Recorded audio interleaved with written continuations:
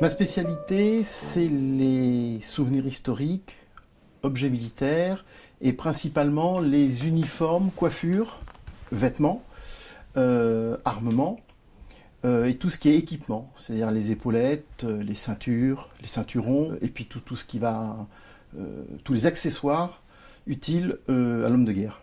D'où vient cette passion pour l'art militaire? Eh bien, c'est principalement pour les costumes et les couleurs. Voilà, j'ai plusieurs passions, je m'intéresse au cirque aussi, et je pense que le trait d'union, c'est un peu tous ces habits qui sont assez richement décorés, ou du moins identifiés par des couleurs, parce que dans une guerre, il faut bien savoir comment on se distingue de l'ennemi pour pouvoir choisir sa cible, et par ce côté de l'apparat, de la représentation, de l'identification et de la codification de ces différentes unités, plus que pour le côté purement guerrier. Les armées ne sont pas toujours en guerre. Donc ces objets m'ont toujours fasciné. Depuis quand? Oh là, c'est très ancien. C'est ma maman qui m'avait emmené un jour dans une salle des ventes à Nantes pour acheter une boîte de soldats de plomb pour mon papa qui les avait eus pendant la guerre, mais ça avait disparu pendant les bombardements de Nantes pendant la Seconde Guerre mondiale. Et lors de la visite de cette exposition avant la vente, il y avait des casques un peu comme cela, des casques avec des crinières, et j'avais trouvé ça que c'était assez, ça faisait un peu romain, enfin, il y avait du métal, et puis il y avait l'alliance de cheveux, bon, je savais pas encore ce que c'était, mais c'est de la crinière de cheval, et j'avais trouvé ça magique. Pourquoi? Mais ça m'a toujours fasciné. Quel âge aviez-vous? Oh, je vais avoir 8 ans, même peut-être avant même. Oh oui, c'était avant, parce que ma première lettre au Père Noël, c'était pour demander ce genre d'objet. Et à partir de ce moment-là, vous avez commencé à collectionner? Non, parce qu'on est petit, donc j'ai vu ces objets, je trouvais que c'était très beau. Une chose qui m'avait marqué, notamment, c'était les plumets. Cet ustensile qui ne sert à rien, à part éventuellement d'identifier certains régiments, que l'on met sur le côté du casque en plume de vautour, en plume de coq généralement. Et je me rappelle, c'est des casques avec des plumets bleu, blanc, rouge. Et j'avais trouvé que c'était magnifique, quoi. Donc voilà. Et puis après, j'ai eu l'occasion au cinéma, enfin à la télévision, de voir les films de Bondarchuk sur Waterloo, ou d'Abel Gans, ou des films sur le débarquement de la Seconde Guerre mondiale, des choses comme ça, qui sont en fait un support à l'imagination et au rêve sur les épopées héroïques, etc. Donc voilà, donc c'était un intérêt absolument gratuit et sans esprit ni de collection ni de quoi que ce soit, puisque les seules choses que je collectionnais, c'est des petits soldats en plastique qui me permettaient de recréer des aventures. Comment êtes-vous devenu marchand? Ça m'a toujours passionné, donc très rapidement j'ai eu l'occasion d'aller dans des salles des ventes, de constater que c'était quand même au-delà du rêve et de la passion, c'était un petit peu compliqué, parce qu'il fallait savoir comment choisir les objets, il y avait des problèmes d'identification, être sûr d'acheter un objet qui était à peu près conforme à ce qu'il devait être à l'époque, savoir ce que l'on achetait et savoir à quoi il correspondait à l'époque pour pouvoir justement poursuivre un petit peu le rêve et l'identification à la période de l'histoire à laquelle l'objet pouvait se rapporter. Et je me suis rendu compte que bon, collectionner c'est intéressant, mais qu'il fallait avant tout en savoir plus. Et l'idée, alors qu'elle était facile, parce que j'avais à l'époque 12 ans, 15 ans, donc évidemment acheter des objets comme ça, c'était... il fallait pas y compter, ou alors c'était vraiment des tout petits objets. Donc je me suis dit, il faut déjà savoir ce qui existe. Et c'est vrai que j'ai toujours été plus intéressé par la connaissance que par la possession. J'ai toujours dit, je préfère avoir les photos de l'ensemble des objets qui existent que d'en avoir qu'un seul, à moi. Je trouve que c'est plus intéressant. Après, on peut, évidemment, c'est intéressant parce que quand on sait tous les objets qui existent, forcément, c'est plus facile pour en obtenir. Mais c'est tout de même la connaissance qui m'amuse le plus. Et puis là, on y passe du temps, on découvre, on apprend pourquoi il y a des plumets blancs, pourquoi il y en a des rouges, pourquoi il y a des casques avec des fleurs de lys, d'autres avec des aigles, enfin, ça, c'est vraiment passionnant. Vous vouliez nous montrer la sculpture qui est dans votre vitrine. Vous pouvez nous en dire quelques mots? Alors, c'est une figurine en bois, sculptée à la main. Le créateur de ces petits personnages, parce que c'est comme ça que ça s'appelait, est un certain Clémence. On ne connaît pas le prénom de ce monsieur. On sait simplement qu'il est né en 1749 et qu'il s'est installé dans les jardins du Palais des Tuileries, essentiellement. Il s'asseyait sur un banc, c'est des témoins d'époque qui racontent cette histoire, et il sculptait, à partir de morceaux de bois, des petits personnages, des militaires qu'il voyait passer. Et il les vendait. Alors il a fait toute une série de personnages, principalement des militaires. Il a fait quelques personnages civils, il a fait aussi des carrosses, des petits carrosses, très peu. Et il les vendait. Donc ce sont des souvenirs, oui, c'est le bazar souvenir de l'époque, on peut dire. Il en reste relativement peu, parce que forcément, ce n'étaient pas des objets précieux. Hein, c'est des objets qui sont faits, ils sont tous différents. Aujourd'hui, des personnages à cheval comme celui-là, le musée de Compiègne a la plus grosse collection des figurines de Clémence, et ils ont environ 4 cavaliers. Et en collection privée, j'en connais à peu près autant. Il y a toujours évidemment des pièces à découvrir. Mais enfin, ça reste quand même très limité. C'est fait dans des bois fruitiers. Il y a différents types de bois dessus. Généralement, ils ont un socle qui est plat. Là, il a voulu le mettre sur une stèle un peu plus haute pour le présenter. Et ça représente un régiment de dragons de l'ancienne monarchie, de Révolution, à partir de 1762. Ce personnage est décédé en 1801. Sa production est connue grâce au musée de Compiègne qui a récupéré une collection qui venait de ses filles. Et on connaît relativement peu de choses de ce personnage, mais il y a eu 2-3 artistes comme ça sous la période de l'ancienne monarchie, Révolution, qui ont fait des personnages en bois. Les autres étaient principalement alsaciens.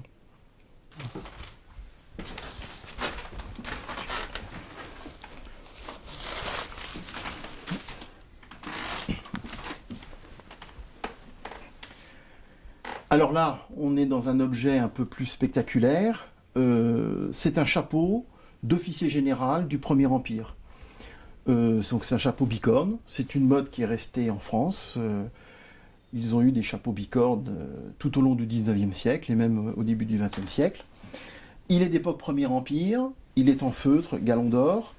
C'est une grande tenue parce qu'il est galonné or. Et il a l'intérêt d'être avec des plumes blanches, ce qui indique que c'est un général de division commandant un corps d'armée. Donc là, on a un général qui commande vraiment toute une armée. Et les bicornes d'époque du Premier Empire sont très rares, car généralement, ce sont des bicornes d'époque Restauration, qu'on a fait remonter dans le temps, avec quelques petites modifications. Celui-là est parfaitement d'époque.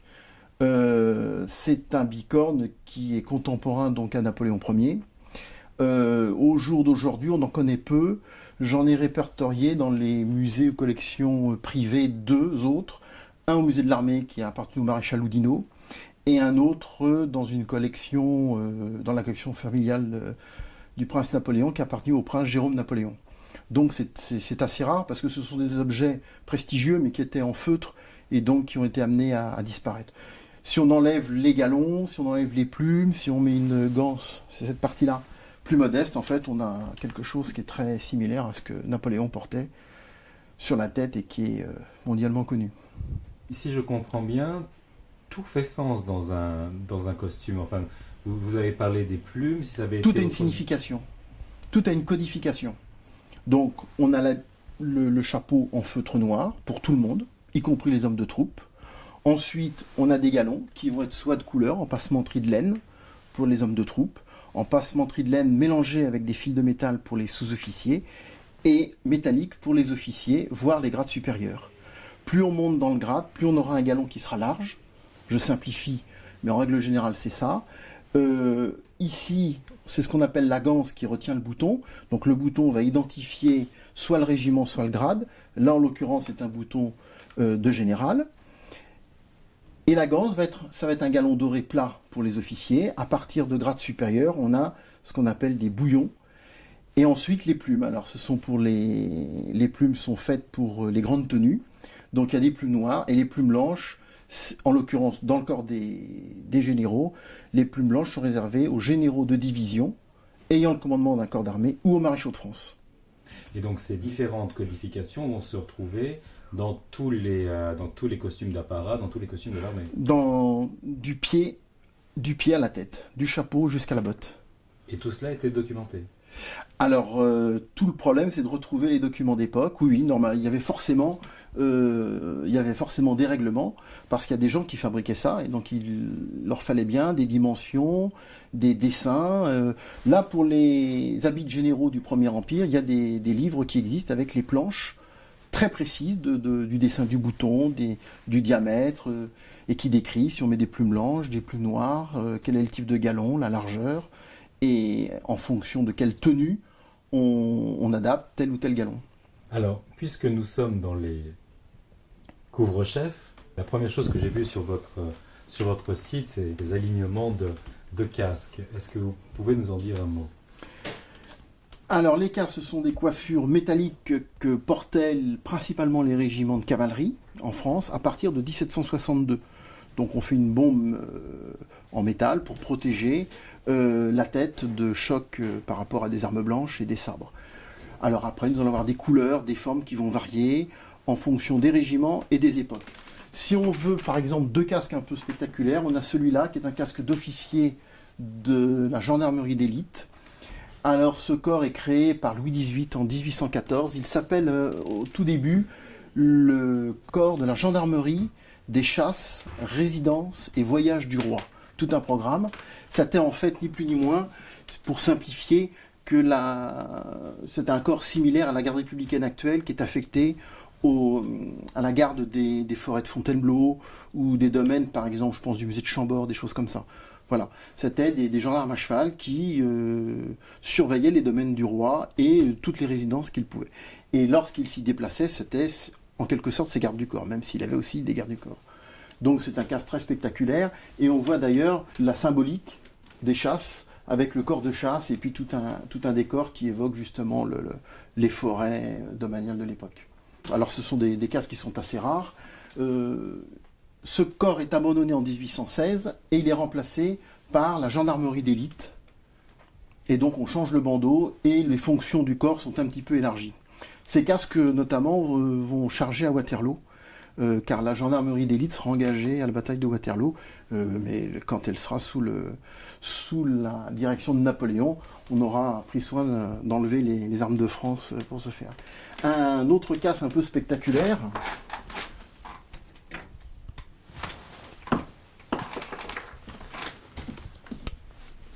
c'est ce casque de carabinier.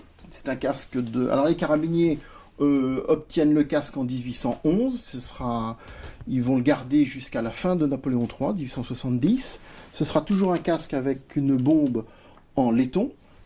Et au niveau du bandeau, il y aura les symboles en fonction des différents régimes. Là, on est sur un casque de la période de la monarchie de Juillet, règne de Louis-Philippe, 1830-1845. Et il a un côté tout à fait intéressant, car c'est un des rares, voire le seul peut-être, casque de timbalier, avec une chenille assez curieuse. Normalement, les carabiniers ont des chenilles entièrement rouges, comme celui-ci par exemple. Pour le timbalier, on va mettre une chenille tricolore. Donc, sous la monarchie de Juillet, Louis-Philippe, le roi tricolore, il y avait 2 timbaliers dans le régiment de carabiniers à cette époque-là. Et les simples musiciens ont des chenilles soit bleues, soit blanches, en fonction des époques. Sous la monarchie de Juillet, les chenilles étaient blanches. Enfin, étaient bleues au départ et blanches à la fin. Super. Cet objet s'appelle une sabretage. C'était un équipement destiné à la cavalerie légère, donc aux hussards ou aux chasseurs à cheval. En l'occurrence, c'est une sabretage de chasseurs à cheval de la garde impériale du Premier Empire. C'est une sabretage modèle 1804. Là, c'est le type qui a été utilisé à partir de 1807. C'est une pièce qui est rare. Sa fonction utilitaire était purement décorative, bien qu'il y ait une poche à l'intérieur. Certains soldats faisaient sécher leur tabac à l'intérieur, on pouvait y mettre des lettres éventuellement, mais en fait, il n'y a pas de destination réglementaire pour cet objet. C'est un signe de reconnaissance et d'identification d'un corps. Certains officiers aménageaient leur sabretage en petits nécessaires de toilette, avec des paires de ciseaux, des peignes, des choses comme ça. Ce modèle, donc, est du Premier Empire. Il est créé en 1804. En à peu près 1807, parce qu'on n'a pas de date précise, il y a quelques petites modifications. C'est-à-dire que là, normalement, vous avez une aigle qui est brodée coton. À partir de 1807, elle est métallique. Là, en l'occurrence, l'aigle a été perdu parce qu'il a été démonté lors de la première restauration, 1814, au moment de la première abdication de Napoléon. C'est un modèle qui est connu environ une quinzaine d'exemplaires dans le monde, l'immense majorité étant conservée dans des musées. Et cette sabrotache a un intérêt parce qu'elle est en bon état pour une pièce de troupe et de cavalier.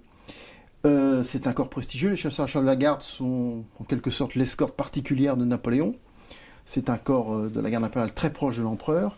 Et elle est complète de ses courroies et de son ceinturon réglementaire. Et le ceinturon qui est typique de ce corps, car c'est en buffle blanc, piqué de chaque côté pour la garde impériale, et avec un orifice qui est pratiqué pour maintenir le porte-baïonnette, et les chasseurs à cheval étaient les seuls à avoir une baïonnette et une sabrotache. Donc un ensemble complet. On en connaît un autre qui a appartenu au chasseur à cheval Merme, de l'ancienne collection de Lucien Rousselot, qui est actuellement au musée de l'armée, à l'hôtel des Invalides à Paris. Est-ce qu'il vous arrive d'avoir des personnes qui vous appellent, qui ne savent absolument pas ce qu'ils ont et Ah vous oui, les tout aidez? à fait, oui. Tout à fait, oui. Ben, pour cet objet, par exemple, la personne m'a envoyé des photos, ne sachant pas ce que c'était, ni quel corps, et je lui ai dit, bah, écoutez, vu la qualité des photos qui étaient bonnes, je lui ai dit que c'était en effet une pièce très importante, je lui ai dit que c'était du Premier Empire, je lui ai dit que c'était de la cavalerie légère, je lui ai pas donné le corps exact, parce que quand même, il faut l'avoir en main pour être sûr, mais je lui ai dit que c'était tout à fait bon. Il n'y avait que le ceinturon qui était mal photographié, il fallait vérifier, et puis après, on a comparé nos histoires, là où il l'a eu et tout, et ça correspondait évidemment. Quelles sont vos relations avec les musées? Les musées militaires, il y en a un certain nombre en France. On a certainement d'ailleurs, entre le musée de l'armée et le musée de l'Empéry, qui est une annexe du musée de l'armée, constituée à partir d'un fonds privé qui est rentré dans les collections de l'État en 1966, les anciennes collections Raoul et Jean Brunon, parmi, à mon avis, les plus beaux musées militaires dans le monde. Chose qu'on ne sait pas en France, mais souvent on parle des patrimoines anglo-saxons où ils sont très forts. En effet, mais nous on a eu la chance d'avoir, dans le domaine des souvenirs militaires, les plus grandes collections dans le monde, je pense, pour nos armées. Et je pense que peu de pays ont autant de choses sur leurs propres armées que nous en avons sur les nôtres. Alors, écoutez, les musées, je collabore avec eux quand je fais des livres, parce que j'ai besoin d'avoir accès à des objets pour faire des photos. Et puis, quelquefois, je leur demande des renseignements, comment il fait tel objet, que je n'ai pas eu l'occasion de voir en collection privée, ou pour faire une comparaison. J'ai des relations aussi avec des musées étrangers. Quelquefois, il y a pas mal d'échanges d'informations. Je me rappelle notamment le musée des Pays-Bas, le musée de l'armée des Pays-Bas. J'ai reçu les conservateurs qui venaient ici pour voir un objet. Et puis, le soir, en discutant de tout et de rien, et pas forcément d'objets militaires, à un moment donné, on s'est mis à parler on est revenu à notre sujet premier. Et ce qui les intéressait, c'était des casques de dragons de l'époque du Premier Empire, lorsque la Hollande est venue, la République batave, et que Napoléon a annexé cette République. Et il y avait un mystère dans un grand musée français, le musée de l'Empéry, où il y avait un casque justement avec sur la partie avant des initiales B, D, et personne n'avait trouvé ce que ça pouvait être. On cherchait ça depuis longtemps, et des grands spécialistes s'étaient penchés sur la question, notamment les frères Brunon, qui étaient les plus grands collectionneurs au début du siècle de cette période, et des très grands connaisseurs. Et il m'avait demandé d'ailleurs, M. Raoul Brunon m'a demandé une époque si j'avais une idée, et j'avoue que je ne savais pas. On pensait à l'époque éventuellement aux initiales du personnage propriétaire du casque, qui ne tenait pas debout parce que ça ne s'est jamais fait comme ça. Et bien entre la poire et le fromage, puisqu'on parlait des fromages français et hollandais, je ne sais pas pourquoi, on s'est mis à parler des dragons, de la République batave, etc. Et ils m'ont sorti des photos de gravures d'époque qu'ils avaient sur ces régiments-là, puisque je collecte toujours des informations dans le but de faire des livres. Donc voilà. Et c'est à ce moment-là que je me suis rendu compte que BD, ça pouvait dire dragon, batave.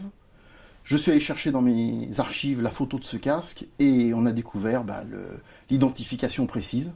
C'était ça. Bon, donc ça c'est vraiment intéressant. Et eux, ils sont repartis enchantés et On a échangé. Alors, ils m'ont envoyé tous les documents qu'ils possèdent eux. Moi, je les ai mis en contact avec le musée de l'Empéry. Et donc, on est trois à avoir appris des choses. Le musée de l'Empéry sait identifier le casque qu'ils possèdent. Eux savent où il existe un casque pour faire une exposition éventuellement un jour. Et puis moi, le jour où je ferai un livre, je pourrai donner cette petite information en exclusivité après vous. Qu'est-ce qui, d'après vous, différencie un antiquaire de qualité d'un expert? Je pense que au jour d'aujourd'hui, la marge de différence est de plus en plus petite parce qu'il faut être spécialisé et connaître les objets parce que les acheteurs connaissent de plus en plus les moyens modernes, Internet, donc on peut voir, comparer. Donc je pense que ça se rapproche. Mais la différence essentielle, c'est que l'antiquaire va chercher des objets. Il n'est pas forcément une spécialité, il peut en avoir une, mais généralement il a des meubles, enfin il doit décorer son magasin avec un ensemble d'objets divers et variés, que l'expert, il va être obligé d'être spécialisé dans un domaine très pointu, quitte éventuellement à s'intéresser à des domaines qui débordent forcément, parce que même dans ce domaine-là, il y a pas mal de spécialités et on ne peut pas tout connaître parce que c'est impossible. L'expert doit pouvoir répondre à des questions, disons, je pense, beaucoup plus précises. Et donc ça implique d'avoir une spécialité et puis normalement une forte documentation pour essayer de s'y retrouver, ou au moins de savoir à qui on peut demander de l'aide, des musées, des collectionneurs, où est-ce qu'on peut obtenir des objets pour comparer, pour les travailler, sans forcément les acheter pour les revendre, mais pour étudier ces types d'objets. Donc je pense que c'est la démarche qui change un petit peu. D'où votre gigantesque bibliothèque. D'où mon intérêt, parce que oui, il faut beaucoup de bouquins pour essayer de trouver peu de choses. Et puis en plus, c'est indispensable, parce qu'il faut savoir ce que l'on vend, quoi. L'antiquaire peut très bien vendre un très bel objet, c'est pas péjoratif, sans forcément connaître toute son histoire. Il sait que c'est un bon objet, qu'il a une bonne provenance, il connaît à peu près le prix. Donc voilà, l'expert doit être normalement capable d'aller un peu plus loin, quoi, de vraiment faire une fiche digne d'une exposition pour un musée. Vous êtes récemment affilié à la Chambre, je crois, à la oui. CNES. Quelle a été votre motivation pour entrer à l'intérieur de la Chambre?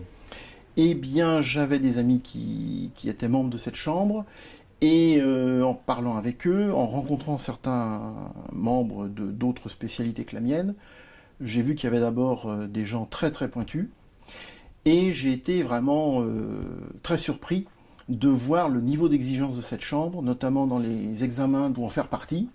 Alors des niveaux d'exigence bienveillants, mais c'est vraiment des vrais connaisseurs qui posent des questions et qui demandent des connaissances sans compromission. Des connaissances pointues. C'est une chambre aussi qui fait des stages et qui en permanence cherche à apprendre. Vous étiez au stage sur la bande dessinée? Ah oui, tout à fait. Oui. Et vous en avez pensé quoi? C'était vraiment très intéressant. On a eu des pièces dans les mains qu'on ne soupçonnait pas, et on a découvert un univers. Alors on a redécouvert d'abord, en tant que lecteur de bande dessinée, grâce à des intervenants qui en fabriquent, on a redécouvert un petit peu ce qu'était une bande dessinée, de l'autre côté des imagettes.